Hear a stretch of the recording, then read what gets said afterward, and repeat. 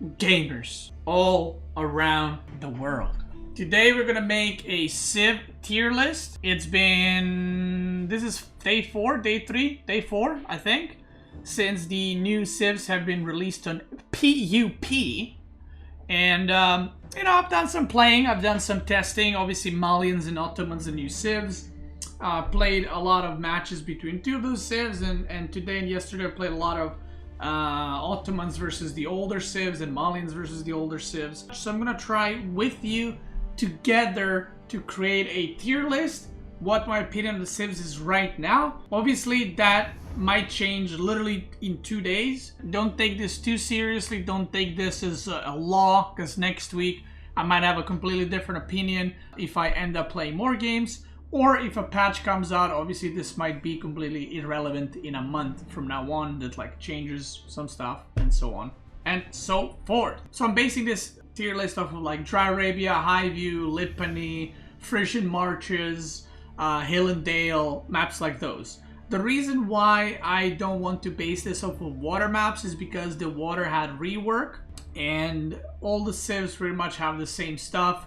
And I haven't tested water too much, so I don't want to include that. So with that being said, let's get started.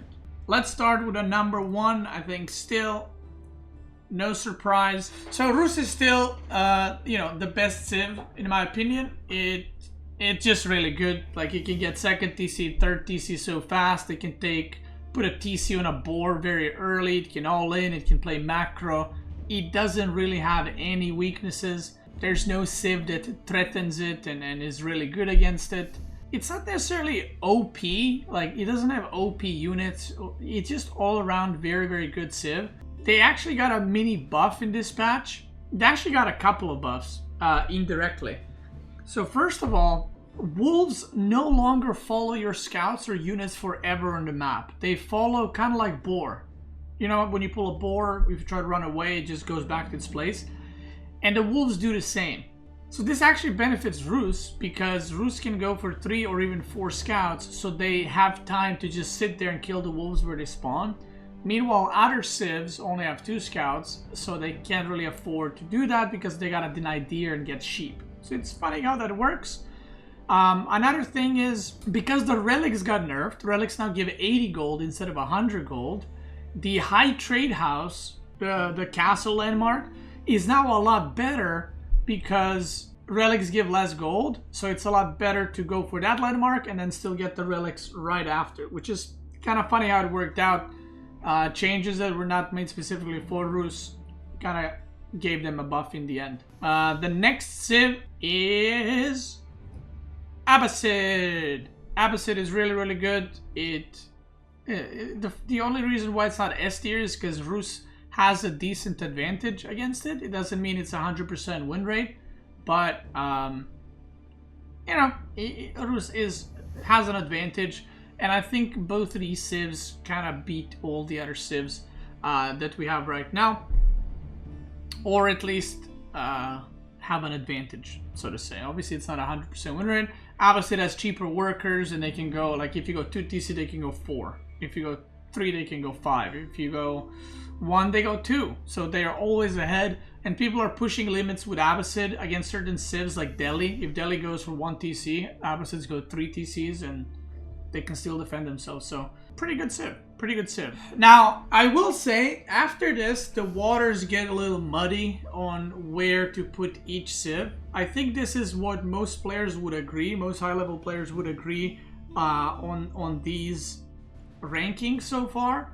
The other ones I feel like depend quite a lot on who is playing them. So some players at high level are better at English than others, right? So I think a lot of it depends from that. So this is my personal opinion. I'm sure if you ask another high level player to do the Civ tier list from here on out, they're gonna have different opinions, right? With that being said, I do think that a lot of people still don't know how to play Malians properly, but I do think that Malians is at least A tier and potential to be even higher. I do think that they will receive nerfs most likely. They have way too much passive income, in cattles, which is they can basically build like enclosures and put cattles inside, and they provide free gold. The issue is they don't cost supply, so it's just free food. Another thing is their ubus provide gold for the rest of the game. So with 4 ubus, you get about 360 gold a minute in Imperial, assuming that all the ubus are on small gold mines. If you have 2 on bigger gold mines, then the income will be 420 gold per minute actually, which is kind of insane because you also get 600 food per minute with cattles, right? So they get 1,000 resources a minute out of thin air. And their units are very, very strong. The javelin throwers are very, very strong. Probably going to get nerfed. Donzos are really good. They're just all around good Civ. And when a Civ comes out fresh with unique mechanics and already does okay or even well against the old Civs that people know and have experience in, then you can only assume in time people will be even better with Malians. So I think they're really good and potential to be an S tier Civ. But that is yet to be seen. The next Civ we will be discussing is... I'm gonna go with English. I think English is just... It's probably... It suffers, okay? And again, I'm basing these, by the way, rankings off of my experience and off of high-level gameplay. And at the end of my opinion, right? Some people might rate English higher. I think English has too slow wind up in the current meta. A lot of the other Civs are much faster. They can, you know, attack, snap at you, and kill you, while English is much slower to react. They don't play on the map control, which is benefit and also a curse. I do think that English has started seeing a lot more play in tournaments, and that is because of the water maps. Like, English is a lot better on water maps, but English on land, not that great. I think in Imperial, obviously, they're really good, but by the time you get there, you usually lose in other places. See, this is a rough one. Like, I feel like even putting English... I don't think English is bad necessarily, you know? Maybe we shouldn't do 5 tiers. Like, I don't think they're bad. It's just... I don't think they're not as good as these ones, right? A tier I'm gonna have to put in B tier right now for open maps. And the reason for that is the relics got nerfed. So... if you go Regnant's Cathedral, it doesn't give 200 gold a minute, it gives 160 gold a minute. So this is, the relic change is the biggest nerf for HRE by far. I haven't gotten to playing too many games with HRE. Before I would probably put them in A tier, but now with the nerf, you know, it is a big nerf, and it still can be denied and lose to a lot of the more aggressive Civs, especially if they manage to deny your rally gathering. So it can be pretty rough, although it's probably my favorite Civ. I think it does suffer a little bit. Next Civ we will be talking about is Delhi. I think Delhi is probably C tier. It's fallen off quite a bit. I would say I could probably put these together. Yeah, I can put these together. I think Delhi has fallen off quite a bit. The double or triple TC meta has overtaken quite a bit, and Delhi can go for 2 TC. Especially because, like, recently people started doing Tower of Victory, but I do think that it does have weaker matchups, like against Rus or against Abbasid. Honestly, I haven't played Malians versus Delhi, so I don't know how that matchup works, and I prefer being HRE versus Delhi, so I'm gonna put them there. And the whole push with like elephants and keep drops is not really a thing anymore, because people don't really go for elephants anymore, because they did get nerfed. So that push is also a lot weaker. So you're gonna have to play Delhi like more macro oriented. But it's like, do you want to play Delhi like that? Another thing that Delhi got indirect nerf, by the way. If you guys don't know, economic upgrades are cheaper now. So for example, the first upgrades in Feudal used to be 7,550. Now they're 50 and 100 resources, which is an actual nerf to Delhi, because Delhi upgrades are free. So the value that they're getting out of the free upgrades is now less compared to the other Civs. That's something that I haven't seen anyone mention, but it's something to consider. You know, it's not insane amounts of resources, but it is worse for Delhi, right? Next Civ we will be talking about is French. French is a weird one. The reason why I'm putting it in B, I think it's a really good Civ in Feudal. Like, it's probably still, you know, in top 3 Civs in Feudal, to be honest, with Abbasid and Rus. The problem with French is it just falls off so hard in Imperial, and it's just very predictable Civ. Like, you know exactly what to expect out of them. You're not gonna see, you know, some new style out of French. Like, you know exactly what you're in for. And even though it's a good Civ, I think that Abbasid against it is still pretty good. Rus has an advantage because they can just add another TC at whatever time they want. And because Malians have Donzos and Javelin Throwers, they're like directly countering what French is doing.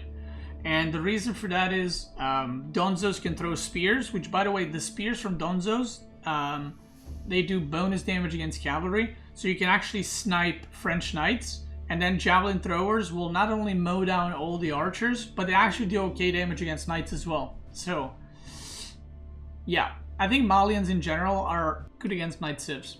And they also have knights of their own, even though they're kind of like they're called sofas, and they're a mix of knights and horsemen, kind of like in the middle. Mongols, I'm going to put it together with Delhi and English. Again, I don't think any Civ, like, if I put something in D, I don't think it's terrible. I just think that, you know, you got to order them somehow, right? So, I think Mongols, again, is it a bad Civ? Is it impossible to win with? No, it's not. But Mongol, you know, the tower rushing meta is kind of gone. At a high level, people know how to defend tower rushes. Towers got nerfed. A lot of the stuff in gameplay is better against towers than it was before. Mongol got another matchup, which is Malians, that you can't actually tower rush them because Malians can go Donzos. So at their worst, they will trade spear for spear. But the funny thing is, what you can do is if Mongol tries to build a tower, you can just snipe the villager with Donzos throwing spears at it in Dark Age. So they got a matchup that, you know, not too great for them. And then they got a matchup in Ottomans where, I mean, it's like a normal Civ, right? They can just tower rush and go from there, but not necessarily a great or favorable matchup, so to say. Obviously, Mongols can still do like the tower siege push, but like I said, I think it's a lot weaker. There are some players that play Mongols really, really well, by the way. And again, those players would probably put Mongols in A tier. But I personally think that if you don't take too much damage from like the Mongol shenanigans, you will just like A-move and win the game. But if you do take damage against Mongols, it's kind of like French, where if you take damage, it just snowballs so hard that you're gonna lose, and it's just not gonna end too well for you. But like I said, if you play clean, then I think you're in a pretty good spot. Next Civ is China. I'm gonna put China right here. I think China is really good Civ, but it struggles quite a bit on open maps specifically because of like all the you know, knight archer all-inning. Because China is one of the Civs that cannot really secure food sources around the map. You play on kind of overwhelming your opponent, and sometimes they can choke you out of the food sources really early, and you might struggle because of that. But if you do manage to get past that initial like feudal aggression and so on and so forth, then after that you're gonna have a really good time. So again, this is why I did one Civ tier list based off of like ages, like one in feudal, one in castle, one in imperial. If this was based off Imperial, like China would probably be S tier. If it was based on Castle, it'd probably be A tier. But Feudal is a struggle, I would say. And the last Civ is Ottomans. Now, where do you guys think Ottomans are? See, Ottomans, a lot of people have different opinions on Ottomans. And a lot of people think they suck. I think they're quite not bad. If I had to rate, like from left being best Civ to right, I would probably put, obviously Rus is S tier, Malians is next, followed closely by Abbasid. I would probably put Ottoman right here. I think Ottoman is better than these Civs. On open maps specifically. And I would probably rate them like this as well, in this specific order. The last 3 civs I would probably rate Mongol, and then Delhi, and then English. I think Ottoman has a lot of potential. The first few days, 2 days that I played, I had quite a bad win rate with them, because I didn't really know what I was doing. Obviously, you got to figure out what to do. But once I got the build sorted, which if you're watching this video, there might be a guide for Ottomans already on YouTube. I think the fact that, like, I was trying to rush the military schools instantly to produce free units, and you end up dying because of that. But if you get a good timing on when to produce military schools, getting free units for the rest of the game is quite good. Like, it is quite good. The problem is getting there. So they're kind of like China in a way. They're very Ottomans they're like a mix of China and Delhi. That's how the Civ plays. Delhi has free upgrades, Ottomans have free units, and can also make free siege if you go for that landmark. And the issue with Ottomans is kind of like China in feudal, where you need to survive feudal, but it's not because you run out of food. Ottomans actually has a great landmark for food, and it has great landmark for gold passive income as well. And with the Vizier points, you can take the extra 8 sheep, which is 2,000 food, which can push you to either castle or it can push you to fight in feudal. But if you don't make military schools, or if you don't have time to make them, you're basically just a horseman archer civ. And sometimes you might be playing against civs that might be able to overwhelm you with French knights and stuff. But if you do get past that point, I think Ottoman's castle, it just kind of switches, and it goes from like in feudal to just really good in feudal, or in castle, sorry. You're able to put so much pressure. You can produce 4 military schools in castle, and you can produce knights out of them, which is kind of insane. Like, you just get free knights the whole time. And then in imperial, you have great bombards, which if you have enough units to protect them, and if you have enough units to snipe cauldrons and stuff, you'll be able to just kind of make a death army that can just go and mow everything down. So that is my general opinion and you know, thinking about the Ottomans and the new civs. But I do think that Ottomans might be even better than B tier. I just haven't had, like, I maybe played 10-20 games with the Ottomans against the older civs.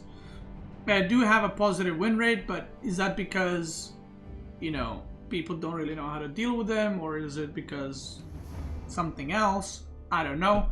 But I do think that Ottomans have a lot of potential, and I think that one of their strongest units is the Mechter, the drummer. It gives 15% attack speed, which Tower of Victory gives 20% attack speed to infantry. Mechter gives 15% attack speed to everything, even siege. That's kind of insane. And another thing I want to say, by the way, a lot of people see this and they're like, that's it, I'm quitting Mongols, I'm quitting Delhi, I'm quitting English, they suck. English can win against all these civs. I just think they don't have favorable matchups if the other civs are played correctly, quote unquote. That doesn't mean they should never win. That doesn't mean that Delhi can't win. It doesn't mean that Mongol can't win. I just think that Delhi and Mongol specifically rely a lot on your opponent making mistakes and putting pressure early on and kind of escalating that advantage that you have. On the other hand, even though French plays similarly, it's very easy to snowball and get a big lead. With French, you don't need to do like massive cheesy damage in order to advance your game to castle and try to win there. Now obviously this changes quite a lot with, you know, water maps. Like if we were talking like water maps, then some civs like HRE, French and English skyrocket to the top, together with some of the other civs that can be like more aggressive on water or have some certain water bonuses. But you know, that's why you got different maps and stuff like that. Thank you. Whenever I lose now, I can type Civ difference. There it is. That's the attitude. If you're watching this on YouTube, I want to thank you guys so much for watching. I appreciate you taking out your time to check out my content. If you're watching this on Twitch, let's keep going.